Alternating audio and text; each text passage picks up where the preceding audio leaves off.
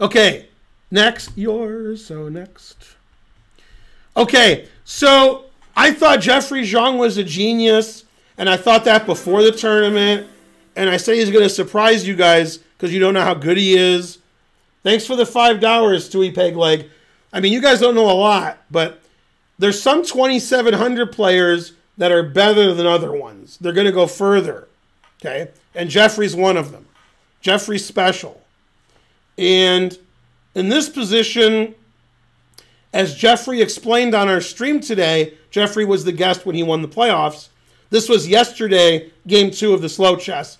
Jeffrey lost the first game in 1 billion moves in a queen and pawn ending.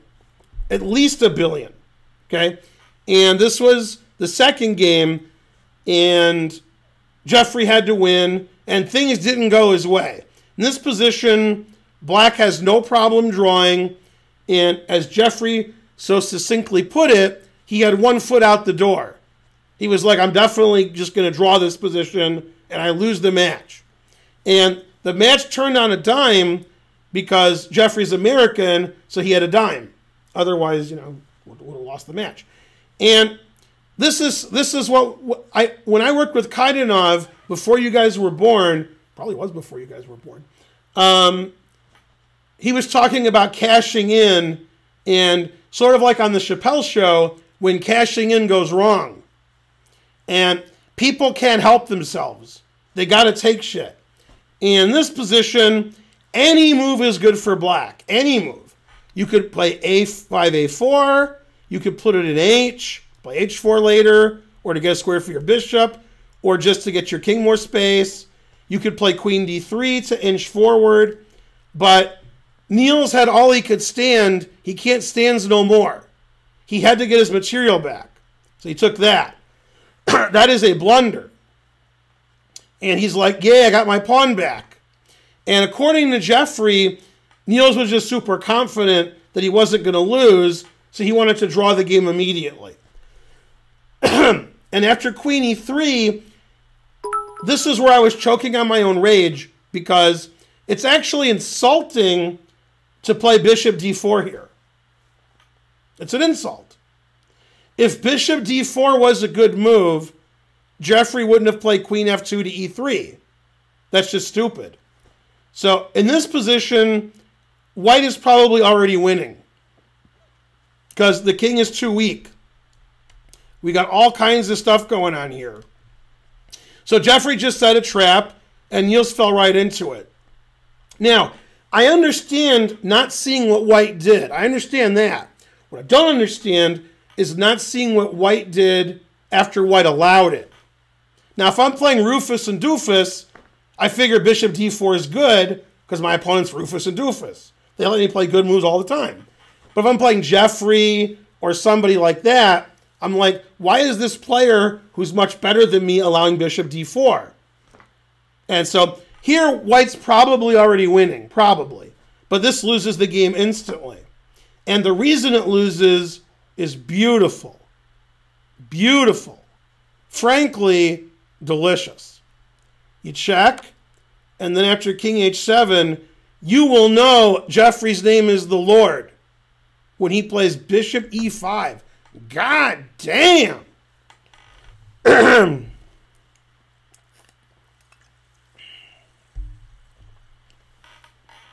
This is actually very funny. The funny thing is, here's the engine line for Black. The reason it's funny is because of a move White would make. That's why it's funny. The engine line is check, check, check. And the engine says this is by far the best move. Much better than taking the queen. Now, taking the queen wins instantly, but this is better. Professional athletes always want more. The only move that doesn't hang mate is this.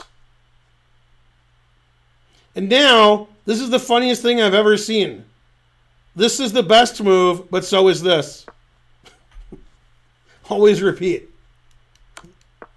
And then here. Okay. So I understand missing bishop e5. I understand. I don't understand when you're playing a 2700, then missing bishop e5. Because the game's over. It's over. Nothing you can do. You get mated. So he played this, and then he resigned. That's it. So Jeffrey went from completely equal, no winning chances, to just winning in 3 moves with forced mate. Because Grandelius, bishop c3, bishop b, both blunders. Blunderful. And one thing I told my students when I taught a lot, you can never blunder. You can play as bad as you want. You can play all bad strategical, positional, not know the opening, play terrible. I don't care. But if you hang a queen, if you hang mate, if you hang a rook, you can't do that. You can't blunder where the game's over. You can only make bad moves where you're worse. That's fine. People lose when they're worse all the time. They don't lose when they hang mate and when they hang their queen. Then they lose. They don't win anymore. So he resigned here, and then probably he was very upset because he has to play playoffs the next day, and this game was in hand. He was better, if anything, and then he just lost the game immediately because he missed bishop e5. You miss one move in chess, you get the smackdown, and so forth. Yeah. Go Nils. Yeah. Juka OOP subscribed. He's done with OOP. Lead chess, never heard of it, but thanks. 500 centidues, Fen Beingold. That's right, Luther. Yeah. Go Luther. His name was Luther in the movie, in 48 Hours. His name was Luther. Yeah. All right.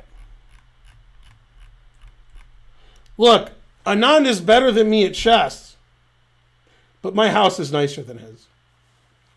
True story. White h7, why not king g7? That loses even quicker. Silonem shows. Bam! This was first played in the game Gotcha versus Bitch. Yeah, I mean, it resigns. It's the same but worse. It's check, so it's even easier. Man, I'm trying to imagine when this happened, how Grandelius felt. He was like, yay, I'm winning the match. Oh. Frankly, terrible. Yeah. And so forth. All right, next. Okay, this was today, and we were looking at the game a little bit, but we missed this part. This game was always about equal, and I think at some points it said white was better or black was better, but always sort of in the draw range, right? And then Grandelius made the worst move in chess history and lost. Now here, every move is equal. The engine likes queen d1 because the knight's pinned, or queen e1, that's okay. But yeah, the knight's pinned. So, you don't want the knight to be pinned. And he agreed, didn't want the knight to be pinned, so he played queen e3. Now the knight's not pinned. And by the way, he's threatening this. Now, there's two possibilities. He didn't see the next move at all, or he missed the Zwischenzug, bishop takes d3. If we're going to be nice, I'm going to say he missed the Zwischenzug. If we're going to be mean, he missed g5. I don't think he missed g5. I think he missed the in-between move. I think he missed the intermezzo. So queen e3 traps his bishop. So now g5 wins. Now obviously, bishop here is frankly ridiculous. You just attack the bishop and it's trapped. There's like a lot of ways to attack the bishop and it's trapped. And thanks Lancer Ulysses, thanks FratGuy99. Now from White's point of view, maybe he saw g5. I'm going to say that he did. And he thought, take, take, take, and if fg, knight e5 check wins the queen. And not only do I think he saw that, he played it. So I think he saw it, and you don't take the bishop, you just take the knight here, and there's no knight e5 check. So black's up a piece. So again, for Grandelius, those blunders in consecutive games, that's not, you can't do that. You can do it against you guys. I can do it against you guys, and I will, but you can't do it against Jeffery Xiong. You can't play 2,700 players and make one-move blunders every game. What is he, Steinitz? Terrible. Yeah. Okay, so the game continued. And, he's down a piece. So that's bad. By the way, if you want to blunder again, if you do, I'm not saying, but if you do, god damn. So that would be bad. Okay, so king c2 threatening the pawn. Right, now, this is too hard for like half of you in the chat, but for half of you, it would be a good learning experience. When you're up a piece, it doesn't matter how many pawns your opponent has. You're up a piece. So a grandmaster would never say, black's up a piece, but white has 2 pawns. That's what you would say. A grandmaster would say, black is up a piece. Now, if white was getting 4 queens, then a grandmaster would say, black's up a piece, but white's getting 4 queens. So if these pawns were here for white, okay, then, all right. But there's no passed pawns for white. So that's just lost. You got to have passed pawns, and they have to be dangerous. There are no passed pawns, and if there were, they wouldn't be dangerous. So the only drawing chances white has is the king is somewhat open, so maybe perpetual. But he's playing Jeffery. He's not playing Doofus. Okay, now white's trying to trade all the pawns because queen and bishop versus queen is a draw. So the less pawns on the board, the harder it is to win. And as you know, I'm a really big Jeffery Xiong fan. So if anybody's going to win, it's going to be Jeffery. He's trying to trade more pawns. That move's a mistake because of a4. And I think he didn't see a4. He probably thought, you can't play a4 because I'll play queen takes d5 check. On the other hand, if you play this blunder, I check, and this is a draw because queen and bishop versus queen is a draw. Yeah, the engine just says all zeros. What black's not better. So you can't take this, but this move just wins. The game's over now. c4 is just a blunder. It's not a good fighting spirit when you have a bad position and you just lose right away. You got to last a long time and hope that Jeffery blunders in time trouble. And he continued to blunder. So I think he was just really mad that his queen e3, g5 didn't work. Maybe he missed bishop takes d3. Maybe he missed g5. And he was furious because the game was just equal and he just lost it in one move. Challenger 38 subscribed. So he should play c5 and lose slowly, but he did that, which is absurd. Ridiculous, right? And this is, the game's over. I mean, that's ridiculous. To give yourself no chance. Yeah, I mean, bishop goes here and the king takes all the pawns. The worst pawns ever. Now, you guys at home who are not grandmasters, you're like, oh, 3 pawns for a piece, it's equal. Now, if you asked me, if I was Nils's coach, and he said, are you mad at me because I lost? I would say, no, I'm mad at you because you made a mistake, which is fine, and then you gave up.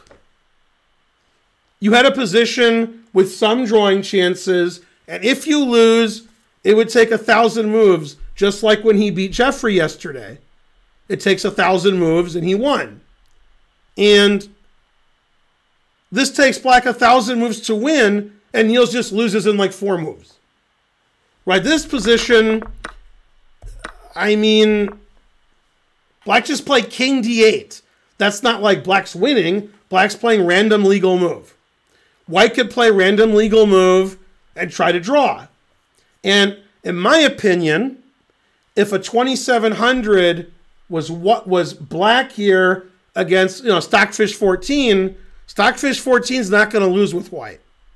That's my opinion. And he lost immediately. That's not fighting spirit. That's ridiculous. Right? A4 is a really good move, by the way. And then he lost immediately again. C5, the game goes on and he's losing. Here there's no game. Now he could resign, but he resigned a little later. All right. I don't even know what F5 and B4 are. What? All right. And this is the right colored bishop. So we just take all the pawns and then we win. And the engine announce is made here. So I can't believe not putting up a fight in this position. Terrible move, resigns. It's a knockout event. You can't do that. When you're worse, you got to fight like a dog and die like a dog, like maybe my dog will. You can't just like, oh, I can't resign. I made a mistake. Jeffery yesterday was lost for 80 moves. That didn't stop him from playing the best move every move and setting his opponent a lot of problems and I guess making his older opponent exhausted, I guess. I don't know. Terrible. By the way, I did get a good Kasparov jab in with Anand on the stream. That was good.